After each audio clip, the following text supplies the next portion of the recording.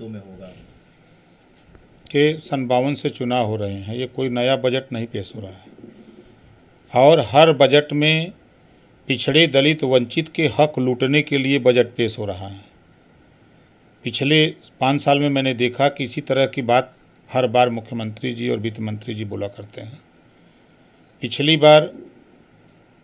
पिछले साल 7 लाख बच्चों को छात्रवृत्ति नहीं मिली, शुल्क प्रतिपूर्ति नहीं मिली।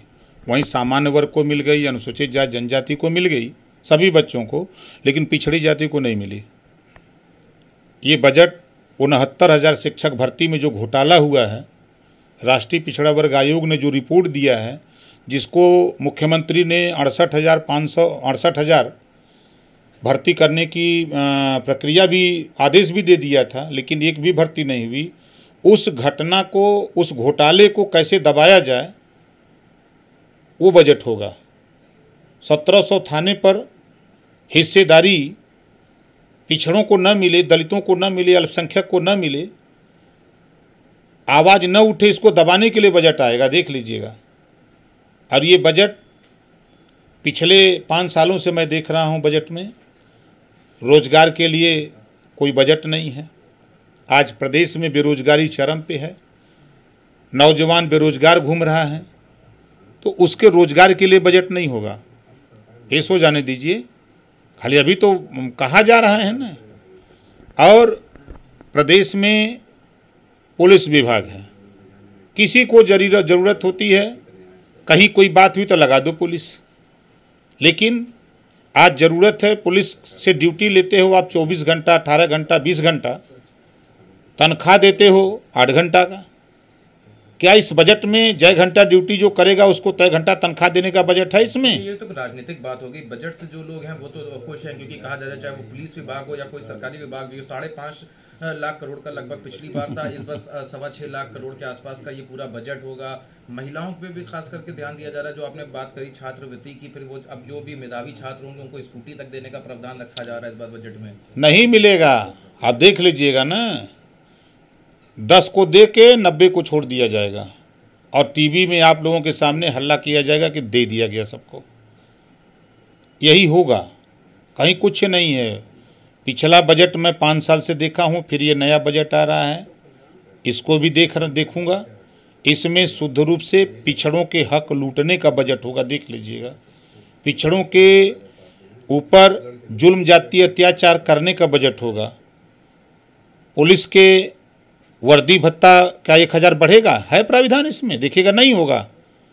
जो पुलिस का जो भोजन भत्ता है वो नहीं बढ़ेगा, बजट नहीं होगा इसमें। पुलिस के जो मोटरसाइकिल अलाउंस है, जिसके गरीब पिटा जा रहा है, साइकिल अलाउंस 300 देते हैं, क्या मोटरसाइकिल अलाउंस देने की व्यवस्था होगी बजट में? 3000 रुपया देते तो कम से कम वो गरीबों के ऊपर जुल्म जातीय अत्याचार नहीं करते। तो ये सरकार शुद्ध रूप से जो बजट है, ये खाली दिखावे का बजट होगा। धरातल पे ये सरकार लाइन ऑर्डर की बात कर रही है कि हम लाइन ऑर्डर ठीक करने के लिए बजट इतना दे रहे हैं। इन्हीं की सरकार का एक IAS फरार है, उसको बचाने के लिए बजट का इस्तेमाल होगा कि वो पकड़ा न जाए, इस नाते उसको बचाने के लिए इसी बजट में से खर्चा होगा।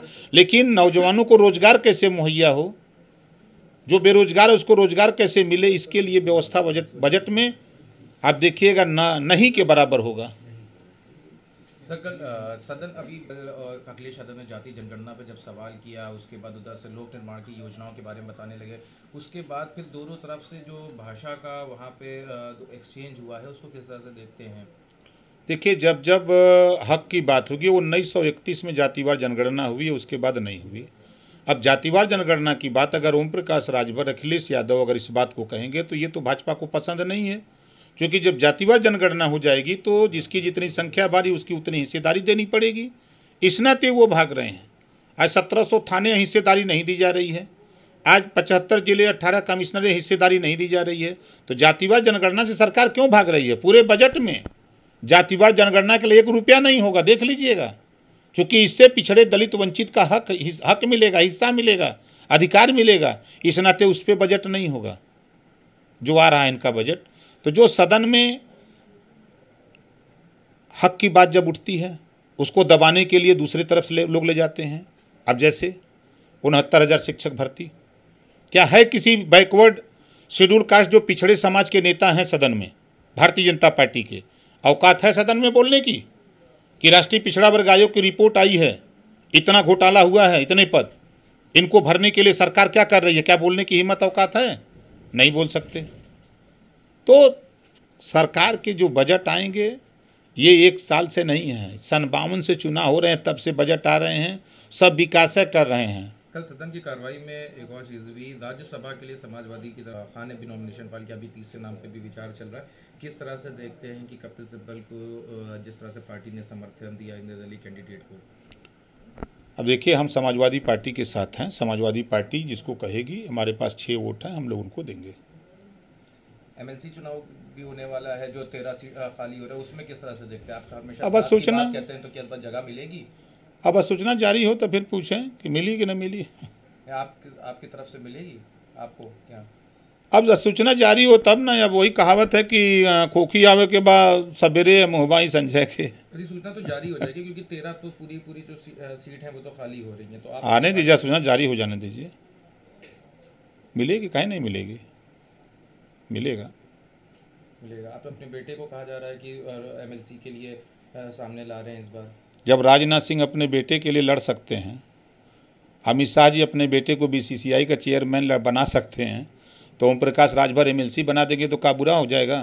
तो आपका गठबंधन जिनके साथ है समाजवादी, वो राजी हो गए? क्यों नहीं राजी होंगे? क्यों नहीं राजी होंगे? सब राजी होंगे। बात आपने पहले करी थी, लेकिन कुछ उसमें बात बनी नहीं, तो अभी फिर बात तो कई दौर की बातें होती हैं, बैठकों का क्रम चलता रहता है, तो होता रहता है। नेता जब बतियाते नहीं हैं तो रिजल्ट नहीं आता है ना, एक का बार में थोड़ा रिजल्ट आता है, कई दौर की बातें आती हैं। इस सदन की कार्रवाई से पहले फिर से अभी भी चर्चा में, और समाजवादी के जितने भी विधायक हैं जिनसे भी पूछा जा रहा है, उन्होंने आपके इस बयान को बेबुनियाद बताया और कहा कि अखिलेश यादव लगातार धरातल पे हैं और इस तरह के जो बयानात हैं उनका कोई सिग्निफिकेंस नहीं है। चाहे नवंबर से देखा जाए कि अखिलेश यादव ज़िले ज़िले गए, उन्होंने दौरे किए और अभी भी उनके दौरे लगातार जारी हैं। घटनाओं पे दौरे हो रहे हैं, जहाँ जहाँ घटना हो रही जा रहे हैं, तो हम इसको थोड़ा करें कि नहीं घटना में नहीं जा रहे हैं।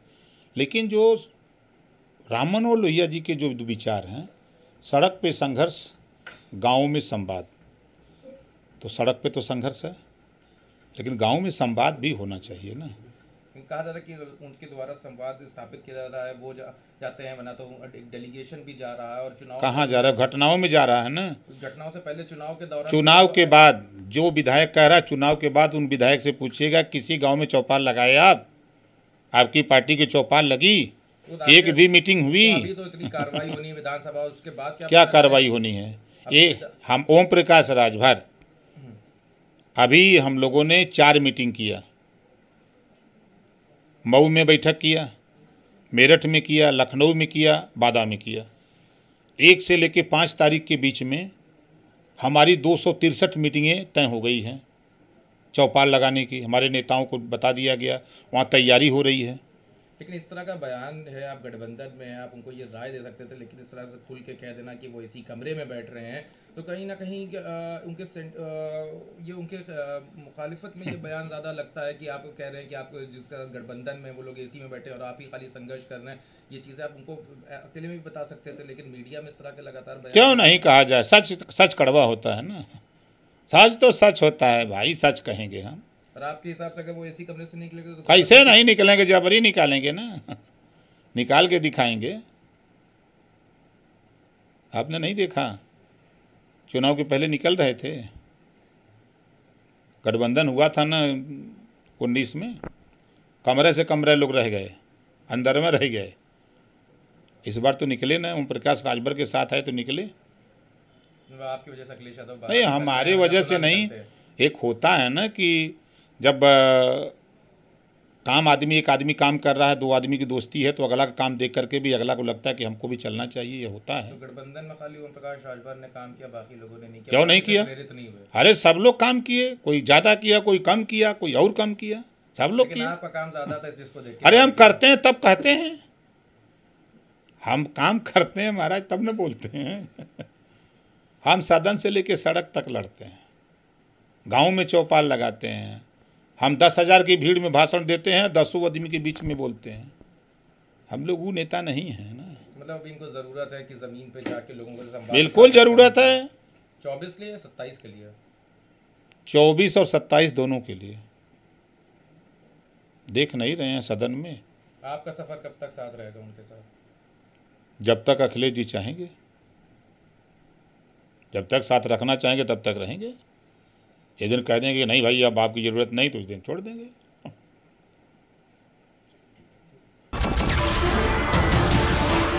नमस्कार, मैं हूं मानक गुप्ता। अगर आपको हमारा ये वीडियो पसंद आया हो तो इसे लाइक और शेयर जरूर करें, और हां, हमें सब्सक्राइब और फॉलो करना ना भूलें ताकि आप देश और दुनिया की कोई खबर मिस ना करें। तो जुड़े रहिए हमारे साथ और देखते रहिए न्यूज़ 24।